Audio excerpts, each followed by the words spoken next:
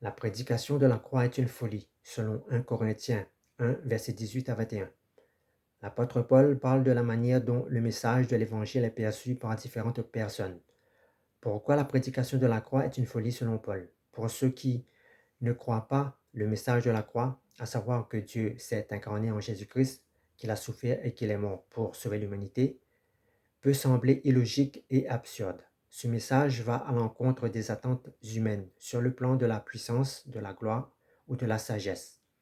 Un Dieu tout-puissant qui a créé l'univers est incapable de se sauver lui-même. Les Grecs cherchaient la sagesse philosophique et les Juifs attendaient des signes miraculeux, selon 1 Corinthiens 1, verset 22. Mais le message de la croix ne correspondait ni à l'un ni à l'autre. La perception humaine face à la réalité de la croix débouche sur le rejet de la vérité de Christ. Face à la croix, la perception humaine oppose la raison, le bon sens. Et pour la raison, il faut être fou pour pouvoir croire à de telles histoires. Mais ce que le monde ignore, au-delà de la vue des émotions, Dieu manifeste sa puissance dans la faiblesse. Ce que le monde considère comme une faiblesse, c'est-à-dire la crucifixion, est en réalité une démonstration suprême de l'amour et de la puissance de Dieu.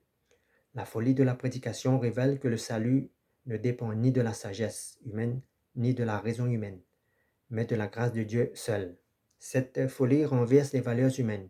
Au lieu de chercher à impressionner les hommes par des discours éloquents ou des démonstrations spectaculaires, Jésus agit par un acte d'humilité et de sacrifice. Mais pour ceux qui croient à la prédication de la croix, le message n'est plus considéré comme une pure folie, mais la croix devient un message transformateur. La prédication de la croix transforme les cœurs, libère des mauvaises actions et donne accès à la vie éternelle. La prédication est un moyen par lequel Dieu agit pour toucher les âmes et révéler sa sagesse cachée. En choisissant un moyen aussi simple que la prédication pour communiquer son plan de salut, Dieu nous invite à abandonner notre orgueil intellectuel ou spirituel. La foi repose sur une confiance humble en Dieu et non sur des raisonnements humains. La croix nous enseigne que nous devons persévérer dans notre foi, c'est-à-dire croire en l'œuvre achevée de Christ, même si elle semble ridicule aux yeux du monde. La prédication de la croix est un message qui transcende les logiques humaines, rationnelles, cartésiennes. Elle doit être reçue avec humilité. Dieu nous fait comprendre que même si il est tout-puissant, il peut agir par des moyens simples ou inattendus pour accomplir ses desseins.